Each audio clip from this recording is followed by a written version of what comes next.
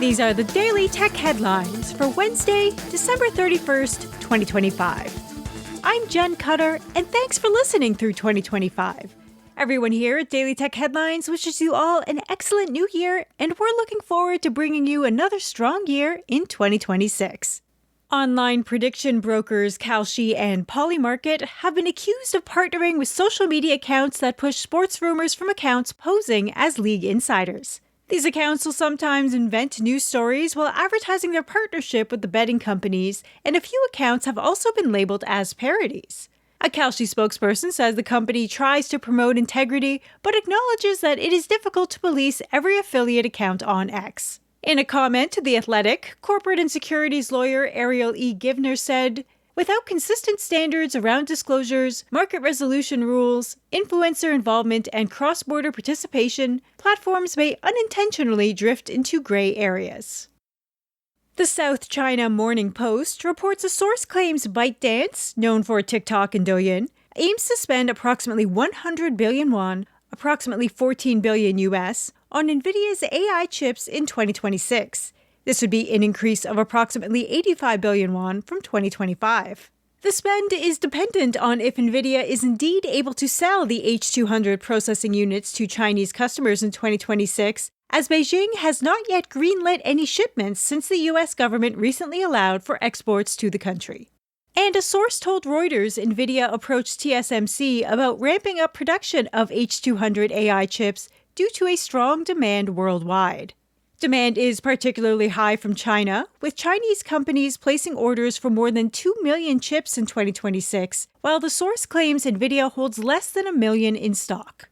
An Nvidia spokesperson responded to the Reuters report saying, "License sales of the H200 to authorized customers in China will have no impact on our ability to supply customers in the United States."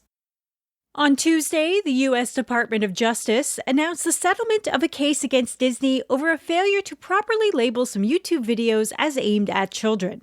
The failure to label enabled Disney and partners to unlawfully collect children's personal information without consent or notifying parents, which is a COPPA violation. Disney will pay $10 million and set up a content review program to ensure strict compliance with the Children's Online Privacy Protection Act. 9 to 5 Google reports Android is slowly rolling out a reading mode redesign, making the feature easier to trigger. Previously, reading mode did not consistently appear on articles, and the toggle button would shrink into a less than noticeable circle. The update presents Show Reading Mode in the 3-dot menu under Listen to this page and will use Material 3 expressive containers. The update is available on Chrome 143 in the stable channel and can be enabled through manual flags if the rollout has yet to reach out to a particular device. Apple updated a support page to add more devices to its vintage list. Products are listed as vintage once it has been over 5 years since available for sale, and those remain eligible for servicing until they get moved to the obsolete list sometime in the future, usually 7 years after being discontinued. The newly listed vintage products are iPhone 11 Pro, Apple Watch Series 5, the 2020 13-inch MacBook Air with Intel, the iPad Air 3 with cellular, and the iPhone 8 Plus model with 128 gigs of storage. Polish game developer CD Projekt Red, best known for the Witcher series, divested itself of the game retail marketplace GOG.com, selling the platform to CDP and GOG co-founder Mika Kaczynski. The GOG store sells DRM-free classic games unavailable on other platforms, and Kaczynski says this will still be a key part of the GOG mission. GOG will continue a marketing partnership with CD Projekt, ensuring that its games will continue to be available on the platform. And responses to a survey by ResumeBuilder.com indicates job seekers are turning to dating sites to increase the odds of getting through to a company working around AI screening tools. The survey says 1 in 3 used a dating app to find a job, and 1 in 10 admitted that it was the primary reason for getting a dating app at all. Survey respondents looked for profiles working at the company they wanted to apply at in order to match with them for networking purposes.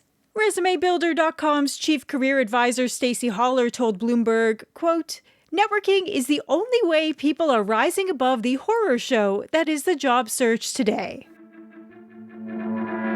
For more discussion on the tech news of the day, subscribe to the Daily Tech News Show at dailytechnewsshow.com, where you can also find the show notes and links to every headline. Please remember to rate and review Daily Tech Headlines on your podcast service of choice. From everyone here at Daily Tech Headlines, thanks for listening.